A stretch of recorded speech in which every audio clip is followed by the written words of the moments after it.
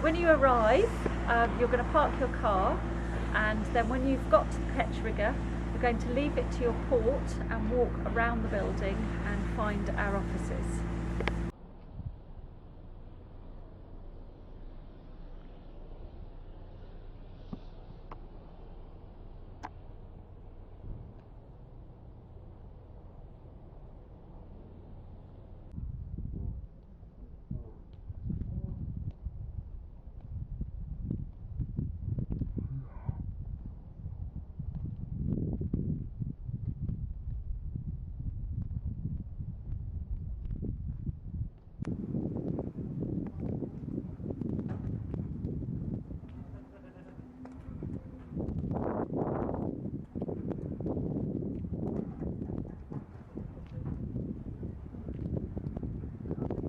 So welcome to our new look office.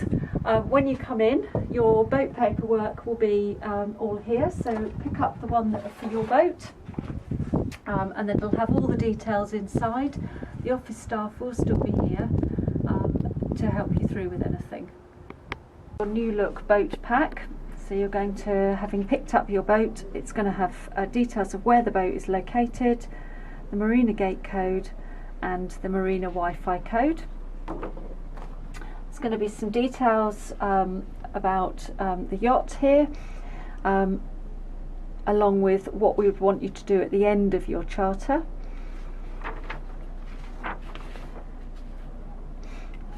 There's a useful information pack or sheet detailing some useful information that you might need during your charter.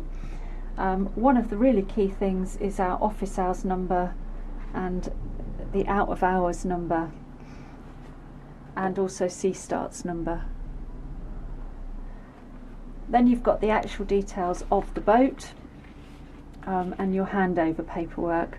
So when you go down to the boat, you just need to make a note of any scuffs or scratches that you can see on the outside of the yacht, and any notes that you have to do with the inside of the yacht, just mark on here.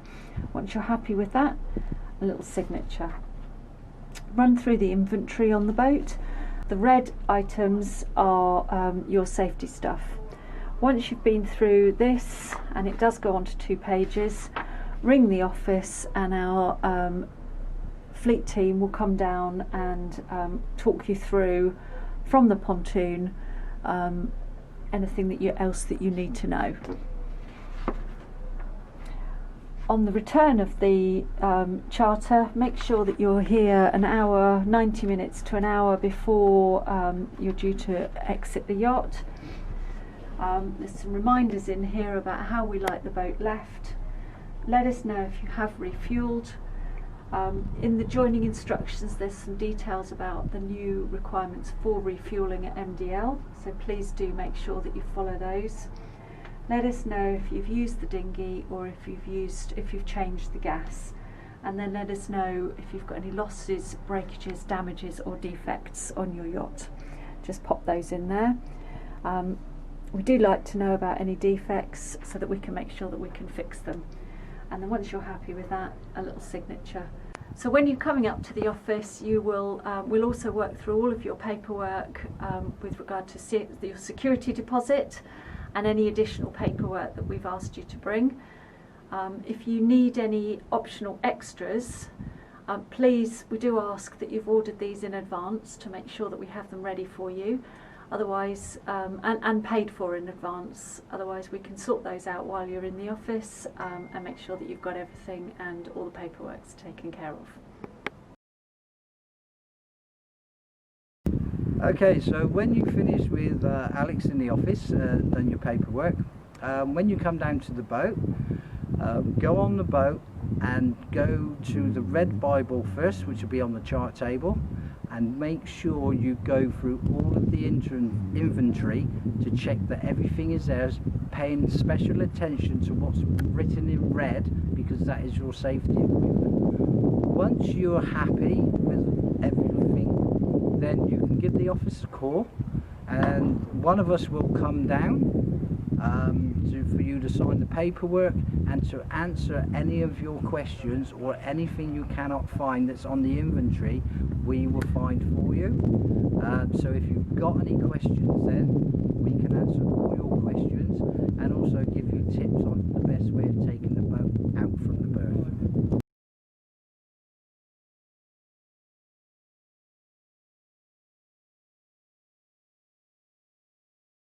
Hi, my name's Andy. I'm one of the fleet engineers. So when you first come down to your boat, on the chart table will be a red folder. This is what I call the boat Bible. In the folder will be all the information about the boat and all the certificates needed on the boat for charter. So when we first open the book, it will have obviously the boat name, and then obviously the boat notes and ship's papers. On the next page will be the yacht specification, which gives you the yacht name, type of boat it is, year of build, the lengths, drafts, beams, also call signs, MMSI number, cell number, and also importantly the diesel capacity and water capacity, especially if you're doing any long passages.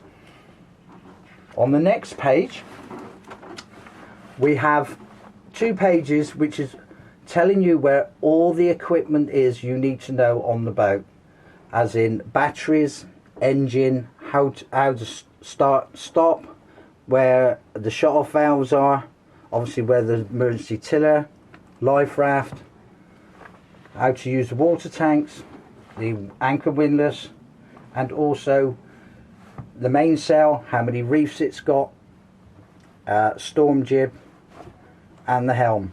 So all the information about the boat is on these 2 pages. On the next page we have a diagram showing you where all the through hull fittings are, as in heads, sinks, outlets, toilet inlets, speed transducers, so you know if you get any leaks on the boat, have a look round by where the through hull fittings are or anything like that. On the next page, which is an important one, is one again showing you where all the safety equipment is on board and where it's stowed. Next to that we have another copy of the inventory, but do pay close attention to what's in red, because that is all your safety equipment that is on board, and it tells you exactly where it is. On the next page we start going then through the boat papers.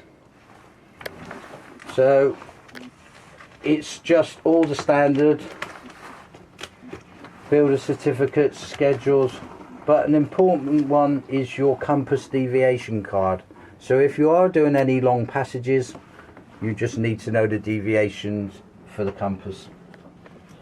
Apart from that, it is just all the certificates for all the safety equipment, and shows you that they're all in date and they've all been tested. Welcome to Aeolus. She's Hallberg Rassy 36.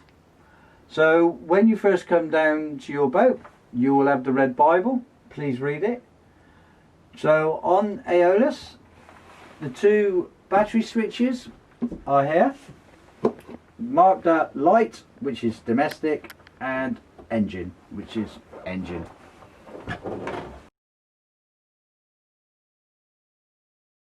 On the switch panel, to get your readings on these, you've got one with meters, which switches. So you've got battery voltage, water tank, fuel tank and water tank. On the next row you have nav lights, steaming light, anchor light, tricolour light, deck light, compass light, freshwater pump, shower pump, electric bill pump, cabin lights, instruments, cockpit, GPS, VHF, nav instruments, and fridge.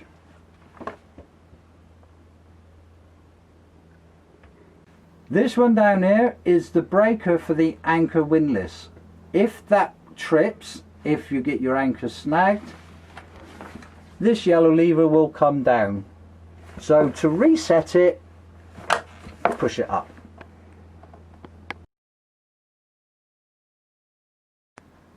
On Aeolus, she is fitted with a reserve fuel tank.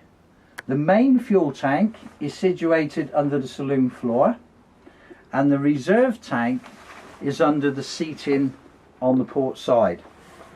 So if we lift up the floor here, you have the fuel tank with the main fuel shut off. So the only sender is in this fuel tank here. So if you're on a long charter and you're using lots of fuel, that starts to run low.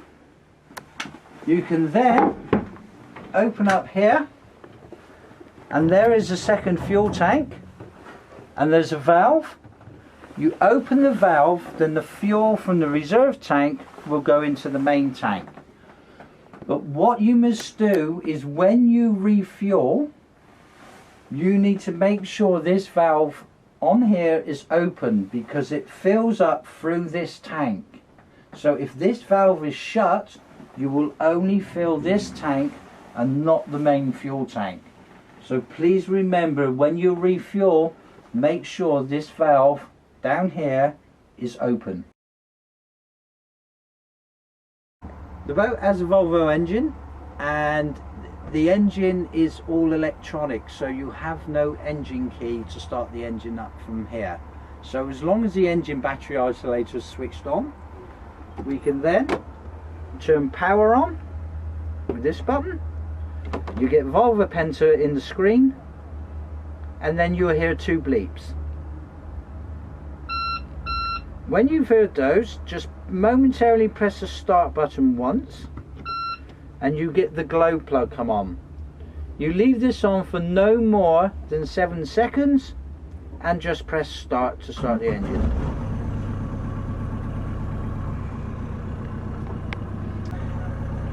To stop the engine, you press and hold the stop button. Don't just press it, press and hold till the engine stops. When the engine has stopped, you can turn the power off.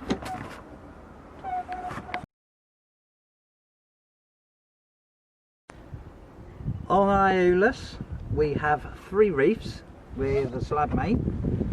All the reefing lines are run at the gooseneck of the boom, so you have to come up to the mast to put in each reef.